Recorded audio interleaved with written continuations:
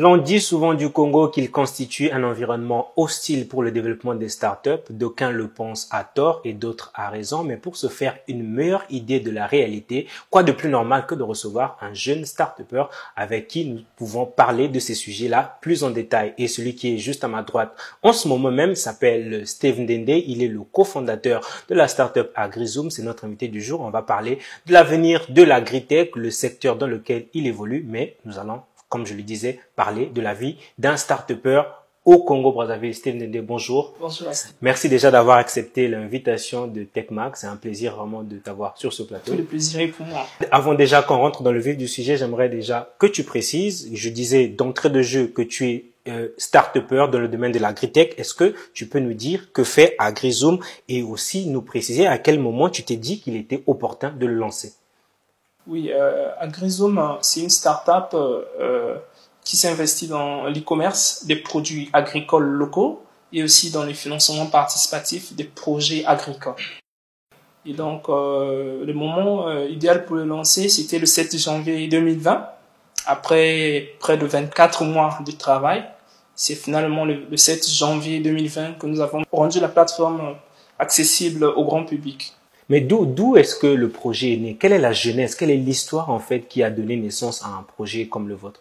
Oui, comme on dit, ce projet-là en fait, ça vient de plusieurs expériences. Principalement, j'ai un background de pêcheur, j'ai fait un peu de la pêche sur le fleuve Congo. C'est bon à savoir. Et oui, donc toutes ces expériences-là. Et après, j'ai été dans les communautés comme Fongwama où on a eu à travailler avec le PAM sur des hackathons. Mais le déclic qui a donné réellement naissance au projet AgriZoom, c'était en avril 2018, lors des hackathons organisés pendant le salon Osiane, en partenariat avec l'OIF.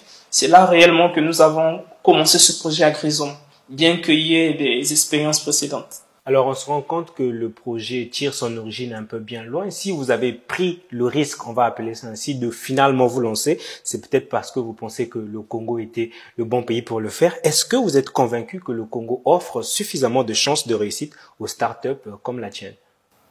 Ce que je sais du Congo, c'est que même si certains se disent que la technologie, c'est pas encore le moment, mais moi je vois par là plutôt une opportunité parce que presque rien n'est encore fait.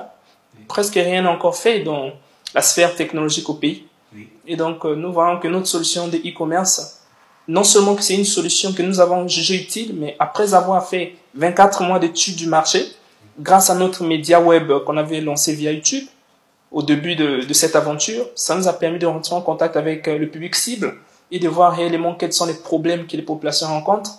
Et c'est en fonction de cela que nous avons, pendant tous ces mois, adapté la solution pour mieux répondre à leurs besoins. Donc, par rapport à la réaction de la clientèle face à notre plateforme, c'est vraiment une terre propice pour ces genres d'initiatives. Terre propice, mais est-ce que, voilà, on pense comme beaucoup de gens que le nerf de la guerre, c'est toujours l'argent. Et ma question, justement, c'est celle de savoir, est-ce que vous avez sur le terrain des acteurs, que ce soit locaux, internationaux, qui vous accompagnent pour vos besoins de financement? Vous savez, s'il faut juste attendre des financements, des accompagnements, disons que les startups ne lanceraient pas au Congo.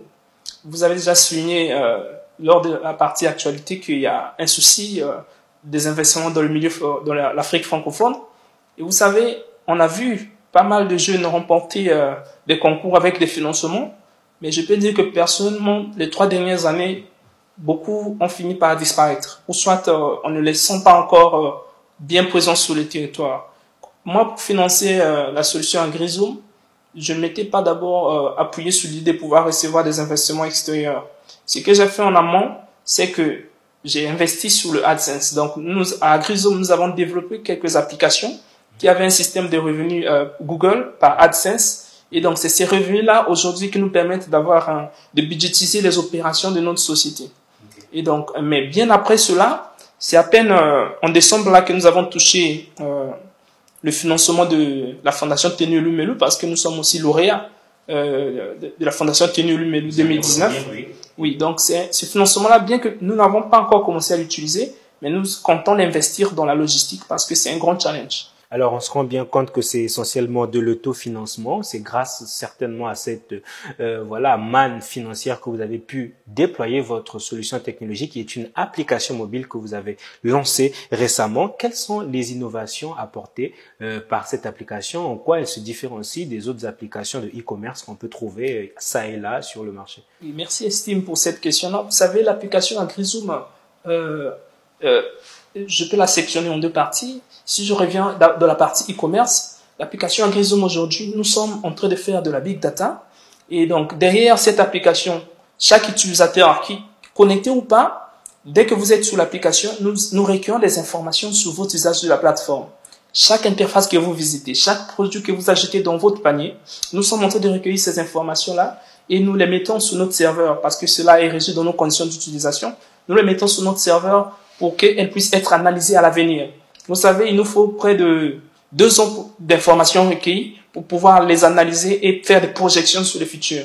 Et quand on parle de ces projections, voilà où intervient la force de notre partie financement participatif. Aujourd'hui, sur quoi nous allons financer? Parce qu'aujourd'hui, nous permettons aux gens de lever des fonds, mais nous allons nous baser des analyses des produits que les gens commandent souvent. Nous sommes aussi en train de prévoir de récolter les informations auprès de nos compétiteurs pour pouvoir les associer à nos données et faire des meilleures prédictions sur les besoins futurs en termes d'investissement dans le secteur agricole, principalement dans la production. Alors, vous avez dit que vous faites de la collecte de données. Juste une petite précision. Est-ce qu'il ne s'agit pas de données personnelles que vous êtes en train de collecter ou il s'agit de toute autre chose? Parce qu'il est important de clarifier tout cela. Vous savez, c'est des genres de données où j'ai ajouté, chaque vendredi, j'aime commander de la confiture. Et donc, ces données ne sont pas très personnelles, mais les données personnelles que nous collectons, principalement le numéro de téléphone et le pseudonyme, ces données-là, nous ne les utilisons pas à des buts de marketing, mais juste pour améliorer la qualité du service. Okay.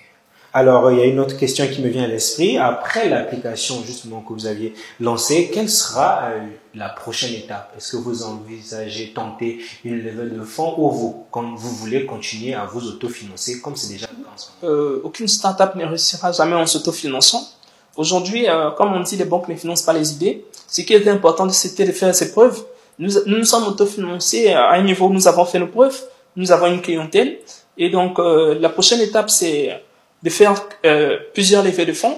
Nous comptons ouvrir jusqu'à 30% de notre capital sur 3 levées de fonds qui se suivront les 2 prochaines années. Et donc, disons qu'il y a pas mal d'opportunités de levées de fonds qui approchent. Et au pays ici, nous n'avons pas encore de date bloquée, mais nous pensons nous rendre en mars à Paris, déjà pour rencontrer quelques investisseurs. Donc, on est en train de boucler ces agendas-là. Et après, il y aura la conférence à Bordeaux avec les jeunes Africains. Et donc, ça sera aussi une autre opportunité pour lever des fonds. Et donc, voilà un peu sur notre timeline. Mais d'ici là, nous espérons atteindre une base des utilisateurs de près de 10 000 utilisateurs sur notre plateforme. Alors, j'ai pour habitude de suivre ton actualité. Tu as dit que tu prévois un voyage à Paris et seulement il est important de préciser, peut-être de révéler aux téléspectateurs que tu n'en es pas à ton premier voyage. Tu en as fait plusieurs. Tu as notamment participé à Yali, au programme justement Mandela Fellowship qui emmène les entrepreneurs et leaders plus largement aux États-Unis. Tu as également été lauréat de TEF en 2019, si ma mémoire est bonne. Tu as également participé au Pitch Agri Hack dont tu arbores fièrement le t-shirt. Ça en fait beaucoup. Est-ce que tu arrives à capitaliser ta participation à tous ces grands événements? Est-ce que au final ce n'est que du tourisme ou il y a des vrais bénéfices, il y a des véritables enjeux derrière tous ces déplacements? Oui, vous savez, je salue encore, Bill Gates disait que disons la meilleure chose, que la force d'une nation pour qu'elle réussisse, c'est qu'elle puisse investir dans le capital humain. Dans ces conférences, nous nous connectons à des gens qui sont des leaders du secteur agricole, tel que récemment, en décembre 2019, j'étais en Ouganda, où je devais faciliter des échanges avec plusieurs jeunes leaders africains sur l'usage des nouvelles technologies pour atteindre les objectifs de développement durable. Vous voyez, pour qu'on puisse m'inviter à cette position-là pour pouvoir parler aux autres, c'est grâce à toutes ces expériences que j'ai eu à acquérir à travers mes aventures ici en Afrique et bien sûr à l'étranger. Et donc, voilà un peu déjà. Et vous savez que récemment, en novembre 2018, notre solution avait remporté le premier prix de la meilleure idée et approche pour accélérer la lutte contre la faim et la malnutrition dans le monde à Bangkok, au Thaïlande. Et donc, pour que nous remportions ce prix-là, ça veut dire que moi qui suis derrière, qui suis le leader de mon équipe, nous avons pu mettre en place une solution aguerrie. Et je trouve que tout cela, c'est grâce à toutes ces conférences que nous participons ici au pays et à l'étranger qui ont permis qu'on puisse se développer à ce niveau-là. Et donc, ce que l'on retient de ces aventures, c'est principalement l'investissement dans le capital humain. Et donc, c'est toujours bien de pouvoir découvrir l'extérieur. Alors, AgriZoom lie un peu agriculture et commerce, pour ne pas dire e-commerce. Qui dit commerce, on parle de revenus instantanés. La question que je m'en vais te poser à toi, c'est est-ce que l'entreprise génère déjà des revenus? Si oui, combien? Ah ouais, ça c'est une belle question.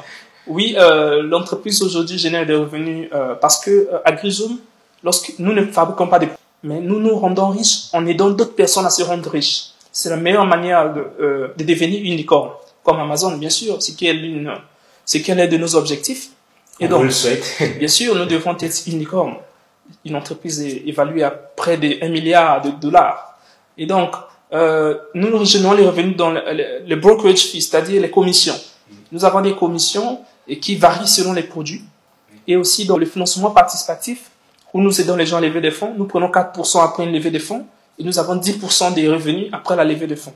Et donc, voilà les différents axes sur lesquels nous faisons du profit. Mais pour vous informer, AgriZoom ne s'arrête pas là. Pour atteindre des audiences plus variées, parce qu'aujourd'hui, l'agriculture, c'est un secteur un peu restreint, mais nous voulons la rendre sexy. Nous sommes dans la production d'une série télévisée, agricole et glamour, bien sûr, on verra que les téléspectateurs de TechMag auront le plaisir de retrouver sur Vox et peut-être les autres chaînes de la place. Et donc, cette série-là est un investissement direct de la start-up pour diversifier, au fait, l'audience. Parce que le but de cette série, c'est de promouvoir la consommation des produits locaux. C'est une série agricole, donc ça va promouvoir la consommation des produits locaux et augmenter le flux, au fait, des commandes sur notre plateforme.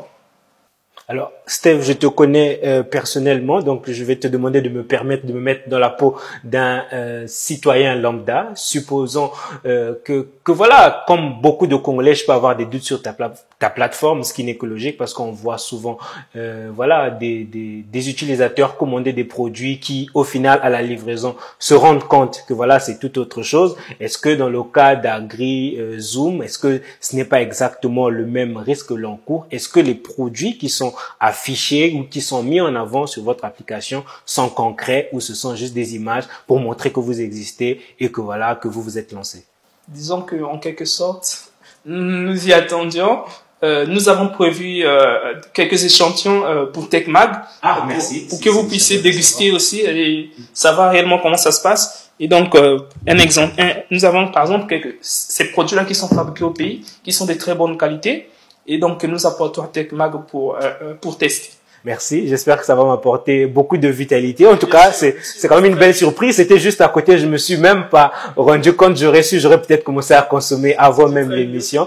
Et je pense aussi que j'aurai le plaisir de partager justement ces produits-là avec Ragil Vembe, mon acolyte de tous les temps. Merci beaucoup d'être passé, Steve Ndende. Et on espère que, voilà, ce n'est pas la dernière fois. On le dit toutefois, justement, aux invités que nous recevons parce que TechMag se veut une plateforme où vous pouvez venir justement présenter vos initiatives qui, d'ailleurs, en passant, sont très louables. Merci à vous aussi de nous avoir suivis, chers téléspectateurs. Mais vous savez, l'émission se poursuit. C'est la rubrique découverte et restez avec nous.